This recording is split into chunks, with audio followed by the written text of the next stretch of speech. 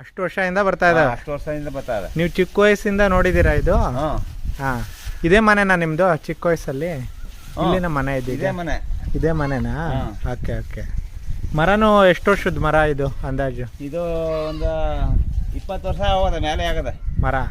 Okay okay. ಹಾಂ ಹಾಂ. ಇದ್ರ ಹೆಸರು ಏನು ಗೊತ್ತಾ? ಹುಣಸೆ ಮರ.